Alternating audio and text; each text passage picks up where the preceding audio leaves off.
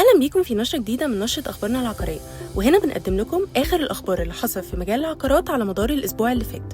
شركة مدينة مصر بتوقع مذكرة تفاهم مع شركة وهيج العقارية بهدف دراسة وتطوير مشاريعهم في المملكة العربية السعودية. وشركة صادق بتعلن عن تسليم مشروعها فاي في نيو زايد قبل موعده ب6 شهور. تم بدء الأعمال الإنشائية في مطار راس الحكمة الدولي على مساحة 1785 فدان تحت إدارة مجموعة مطارات أبو ظبي. طرح المرحلة الثانية من مشروع ماربي راس الحكمة من شركة المراسم بوحدات متشطبة بالكامل، وهتكون لاجون وسي فيو. عرض لمستثمر سعودي لشراء 48 فدان من أرض دريم لاند في مدينة 6 أكتوبر لإقامة مشروع عمراني وترفيهي. وأخيراً اكتمال الهيكل الرئيسي للبرج الأيقوني المتواجد في منطقة الداون تاون في مدينة العالمين الجديدة، واللي بيتجاوز ارتفاعه 300 متر. وبكده تكون خلصت نشرة أخبارنا العقارية، واستنونا الأسبوع اللي جاي في نشرة جديدة.